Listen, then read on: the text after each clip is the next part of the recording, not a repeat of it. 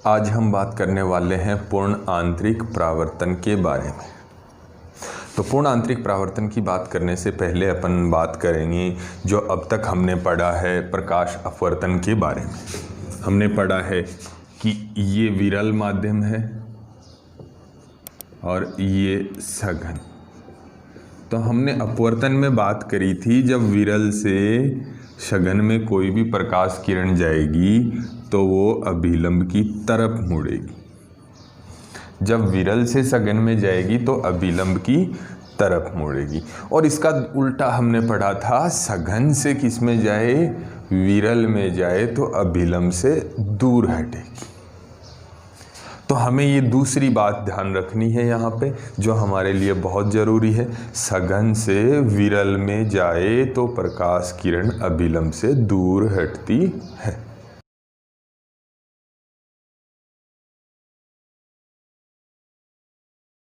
अब अपन बात करते हैं, ध्यान से देखिएगा। यहाँ हम एक सतह बना लेते हैं।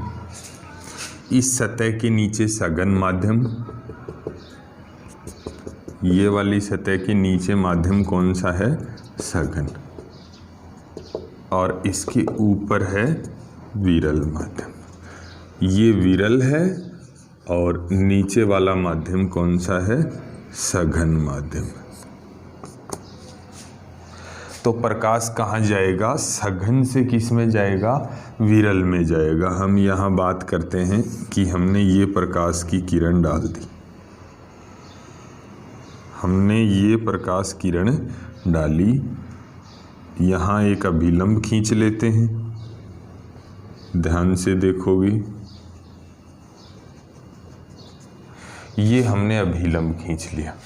अब आपको पता है ये किरण क्या होगी, सघन से विरल में जाने के कारण अभिलंब से दूर हट जाएगी। ये वाला कोण हमारे लिए आपतन कोण हो गया आई, और ये वाला अपवर्तन कोण हो गया आर। एक अलग से चित्र बना के फिर देखते हैं अपन कि क्या होता है।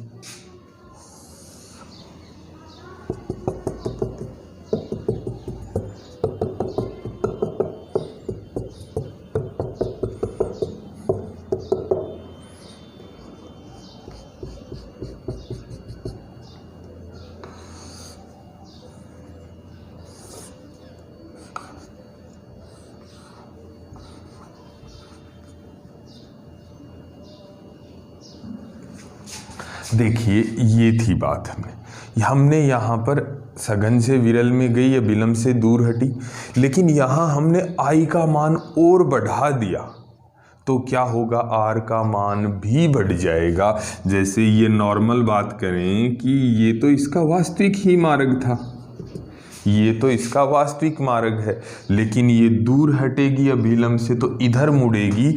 तो हम आई की वैल्यू को बढ़ाते जाएंगे, तब एक स्थिति ऐसी आ जाएगी कि आर की वैल्यू क्या हो जाएगी, 90 डिग्री, यानी कि प्रकाश की किरण किधर गमन करने लग जाएगी, इधर जाएगी, सतह के ऊपर ऊपर। ये जो आर था ये कितना हो जाएगा, 90 हो जाएगा। हमने क्या किया, देखिए ध्यान से समझिएगा। सघन से विरल में प्रकाश जा रहा था, हमने आई की वैल्यू को, आपतन कोण के मान को थोड़ा बढ़ा दिया। बढ़ाने पे एक कंडीशन, एक सिचुएशन ऐसी आती है कि आर की वैल्यू 90 डिग्री हो जाती है। आई का जो ये मान है, जिस मान पर, आपतन कोण के जिस मान पर आर की वैल्यू 90 हुई है, उस आपतन कोण को, ये वाले आपतन कोण को, इसको क्रांतिक कोण कहते हैं। इस आपतन कोण को क्रांतिक कोण कहते हैं। ये थी पहली बात। हम यहाँ नोट करेंगे एक छोटी सी बात, प्रकाश कहाँ जा रहा है, ध्यान से सुनिएगा। सघन से विरल माध्यम में प्रकाश जा रहा है,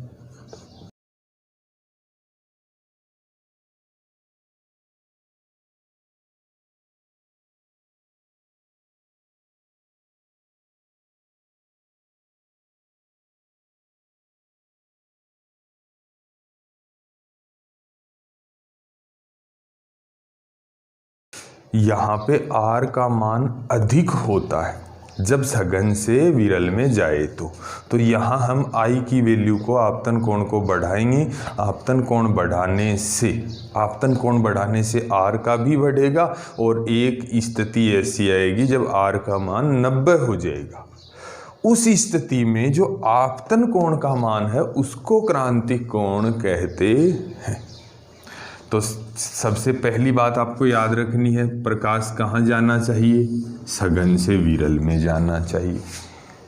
ऐसी स्थिति में आपतन कोण का एक विशेष मान होता है जिस पर क्या हो जाता है? अपवर्तन कोण 90 हो जाता है। आपतन कोण का क्या होता है? एक विशेष मान होता है जिस पर अपवर्तन कोण 90 हो जाता है। इस मान को क्रांतिक कोण कहते हैं।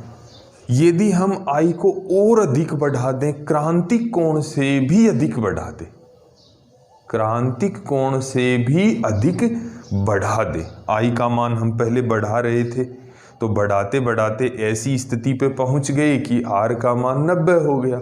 अगर हम I के मान को और अधिक बढ़ाएंगे तो R का मान भी बढ़ जाएगा, यानी 90 से अधिक हो जाएगा। ध्यान से सुनोगे मेरी बात। क्रांतिक कोण पर पहुंच गए हम, I का मान कितना? क्रांतिक कोण के बराबर कर दिया तो R का मान 90 हो गया। I का मान और अधिक बढ़ा देंगे, क्रांतिक कोण से भी ज़्यादा कर देंगे तो R का मान 90 से अधिक हो जाएगा और 90 से अधिक होने पर क्या होगा? प्रकाश उधर नहीं जाएगा, क्या होगा? वापस नीचे की तरफ आने लग जाएगा। यही घटना क्या होती है? पूर्ण आंतरिक परावर्तन होता है।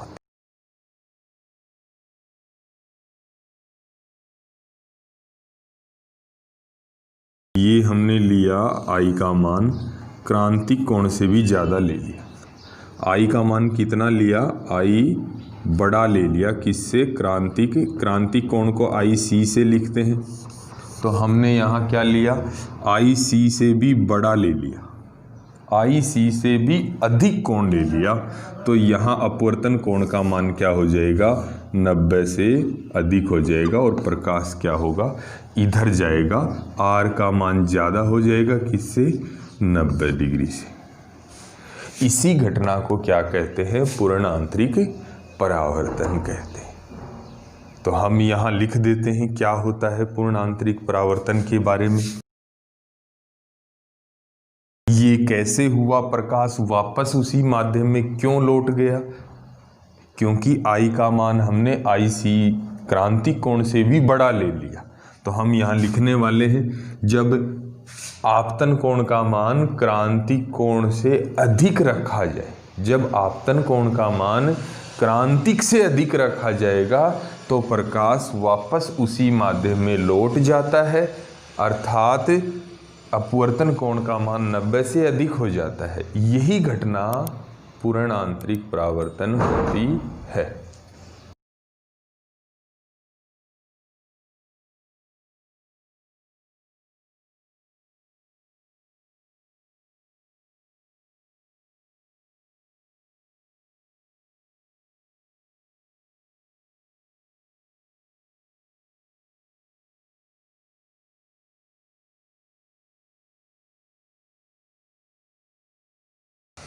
तो ये बात थी पूर्ण आंतरिक परावर्तन के बारे में, यानी आपतन कोण का मान क्रांतिक से भी अधिक रखा जाएगा तो अपवर्तन कोण का मान 90 से अधिक हो जाएगा और प्रकाश वापस लौट जाएगा। इसी घटना को पूर्ण आंतरिक परावर्तन कहते हैं। तो ये थी एक नॉर्मल सी बात। ये डायग्राम बना के इसके साथ ये लिख सकते हैं। यहाँ देखिए अपन बात करते हैं, ध्यान से सुनोगे हमारी बात। हम अपवर्तन का दूसरा नियम या स्नेल का नियम पढ़ेंगे। स्नेल नियम से हम पढ़ रहे हैं स्नेल नियम, यानी अपवर्तन का दूसरा नियम, जिसमें हमने पढ़ा था sine I upon sine R equals to eta. लेकिन हम बात करें, जब हम ये स्नेल का नियम पढ़ रहे थे तो प्रकाश पहले माध्यम से किस में जा रहा था, दूसरे में। तो यहाँ η21 या n21 आया था, क्या लिखा था, n21। लेकिन हमारे यहाँ पर बात करें तो प्रकाश क्या हो रहा है, दूसरे से वापस किस में जा रहा है, सघन से पुनः विरल में जा रहा है। ये बात हमें याद रखनी है। यहाँ पर हमारे स्थिति में क्या हो रहा है, प्रकाश पहले से दूसरे में नहीं, दूसरे से पहले में जा रहा है। ये बात आपको याद रखनी है। तो हम यहाँ किसकी बात करेंगे, क्रांतिक कोण, क्रांतिक कोण की स्थिति की बात करेंगे। किसकी बात करेंगे, क्रांतिक कोण की जो स्थिति हमारे पास आई है उसके बारे में बात करेंगे। क्रांतिक कोण में आई का मान किसके बराबर हो जाता है, IC, और अपवर्तन कोण का मान कितना हो जाता है, 90 डिग्री। आपतन कोण का एक विशेष मान होता है IC, जिस पर R का मान 90 डिग्री हो जाता है। अपन ने ये बात करी। तो यहाँ स्नेल का नियम फिर से क्या लिखा जाएगा, साइन, यहाँ तो आ जाएगा IC, और यहाँ साइन R की जगह वैल्यू रख दी जाएगी 90 डिग्री। लेकिन यहाँ बात करेंगे, ये 12 लिखा जाएगा, n12 लिखा जाएगा, क्योंकि यहाँ प्रकाश दूसरे से किस में जा रहा है, पहले में जा रहा है। तो ये बन जाएगा साइन IC अपॉन 1 हो गया। ये η12 को हम जैसे हम बात करें यहाँ पे n2 अपॉन n1 लिखते हैं, तो यहाँ ये क्या लिखा जाएगा, n1 अपॉन, और ये हो गया n1 अपॉन n2। इसको उल्टा कर लेंगे, इसको क्या कर लेंगे, उल्टा करेंगे, तो ये 1 अपॉन साइन IC बन जाएगा, और ये हो जाएगा n2 अपॉन n1।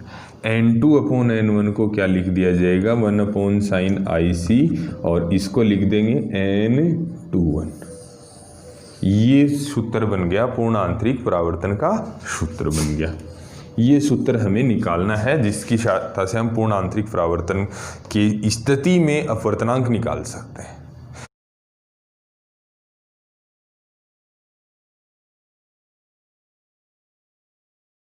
अब हम पढ़ेंगे पूर्ण आंतरिक परावर्तन की आवश्यक शर्तें। तो पहली शर्त देखिए, ध्यान से मेरी बात सुनोगे, जब प्रकाश विरल से सघन में जा रहा होगा, ऊपर वाले से नीचे वाले में जा रहा होगा, यहाँ से यहाँ जाएगा तो R का मान 90 होगा ही नहीं। यहाँ से यहाँ जाएगा तो R का कभी 90 हो ही नहीं पाएगा, 90 से अधिक की तो दूसरी बात। तो ऐसी स्थिति जब भी होगी, वहाँ पूर्ण आंतरिक परावर्तन या क्रांतिक कोण की स्थिति उत्पन्न ही नहीं होगी। तो हमें प्रकाश की कहाँ से कहाँ जाना चाहिए, सघन से किस में जाना चाहिए, विरल में जाना चाहिए। सघन से किस में जाना चाहिए, विरल में जाना चाहिए। तभी पूर्ण आंतरिक, तभी क्रांतिक कोण बनेगा और तभी पूर्ण आंतरिक परावर्तन होगा। तो यहाँ क्या लिखेंगे, पहली,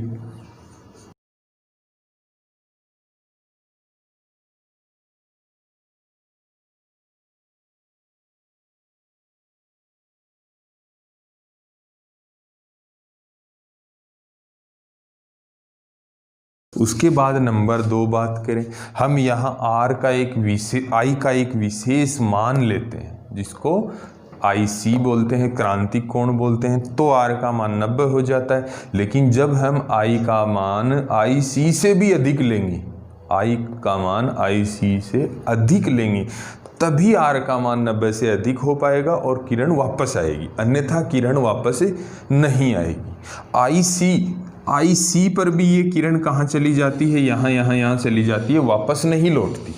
वापस उसी माध्यम में कब आती है, जब I का मान IC से थोड़ा सा अधिक कर देते हैं।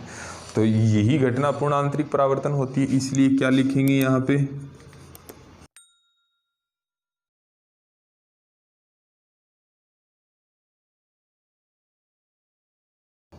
ये थी हमारी दूसरी बात, आपतन कोण का मान क्रांतिक कोण से अधिक होना जरूरी